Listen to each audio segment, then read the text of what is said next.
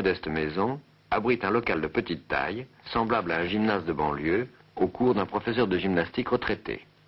Et pourtant, c'est aussi un lieu magique, le cours de la capoeira régionale du vénérable et sage maître Bimba. Il y a deux versions de la capoeira, mais toutes deux partent du même principe. Vivons cachés pour vivre fort et libre. De l'extérieur, la capoeira est une sorte de danse. Une danse que les maîtres, regardant leurs esclaves s'agiter en mesure au son du berimbau, prenaient pour une belle et bonne danse, et qui était en fait un instrument de combat, un système cohérent et délibéré d'entraînement au combat, l'équivalent exact du jujitsu ou du karaté. Un karaté déguisé en pavane, en forlane ou en menuet, devant les maîtres attendris et inattentifs.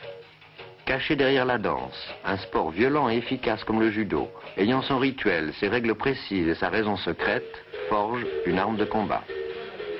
Dans ce local, 4 soirs par semaine, des jeunes gens sous la direction d'un vieux sage, initiateur, arbitre et rénovateur de la tradition, s'entraînent au combat avec les gestes de leurs ancêtres.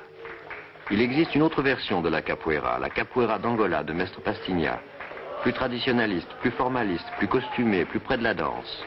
La capoeira de Maître Bimba, à l'évidence d'un jeu quotidien, d'un sport normal comme la savate ou la boxe française.